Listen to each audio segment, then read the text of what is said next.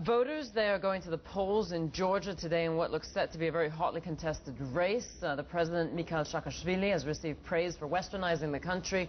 The release, though, of a video showing abuse of inmates by prison officials has led to a wave of support for the opposition, led by the billionaire businessman Bidzina Ivanishvili, who is seen as being more pro-Russia. Irakli Menabde is a fund manager from M2 Capital Partners. Irakli, welcome. It's a super important election, and especially with regards to, I guess, how Georgia is going to end up being viewed after the election, and whether or not the ties to Russia become closer again.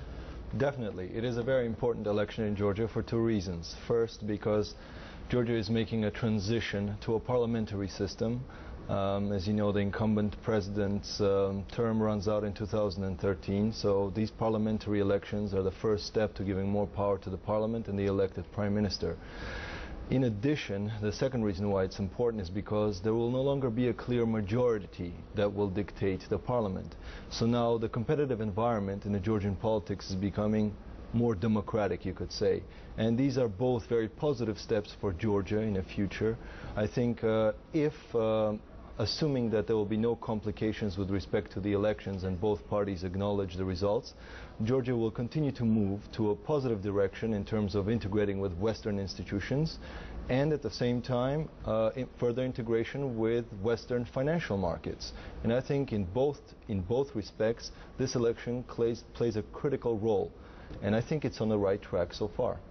So this is with regards both to NATO and with regards to growing closer to the EU for both sides? That is correct. I think the fact that Georgia is moving towards a more Western democratic model is very important for the financial markets. I think the markets want stability. I think the markets want some sort of a sense of predictability. And I think when you look at relative to the neighbors, I think Belarus just had an election, Ukraine is about to have an election. I think Georgia needs to set a very clear example that it is democratizing, and this is a natural transition for its very brief post-Soviet history.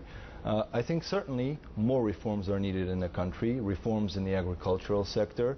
I think budget deficit needs to be brought under a lot more scrutiny than it currently is, and certainly addressing the issue of health and social spending. So I think the gradual democratization of Georgia will only make it more interesting for investors in the longer term. Well, as it's got a budget deficit, it could probably join the euro straight away, couldn't it, right?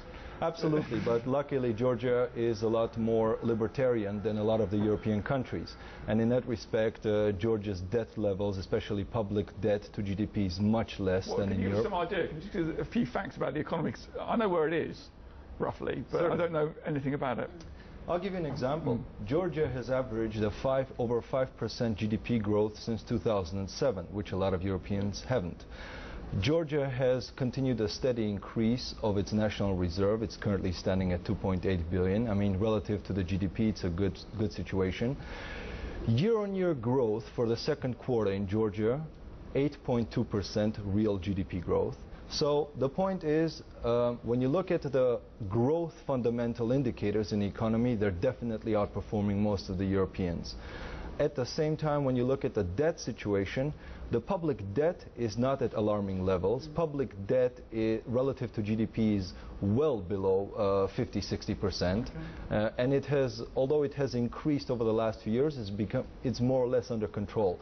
The gross debt is quite high, but I think once you start looking at budget deficit issues, once you start addressing a more competitive growth in the market, I think those issues will sort themselves out. So in all those respects, the market economic fundamentals remain much more attractive in Georgia than in other countries. Interesting. And worth noting as well, our viewers know you as Irakli Menabde, fund manager for M2 Capital Partners, which you are, but you're also half Georgian. Yeah. And you are involved in Georgia as well, right? Definitely. So, I mean, as soon as Georgia started privatizing assets and bringing them to markets, as an institutional investor, I've participated in the Bank of Georgia, for instance, the sovereign debt, etc. So it's a really interesting story. Yeah, really definitely, and I think there's more to come. I think we're going to have Georgia on our mind, aren't we? Barabouf. Well, I have to claim the other half is half Danish. So, you know, let's not forget about that half either. So, Irakli, thank you very much. Pleasure. Menabde from M2 Capital Partners.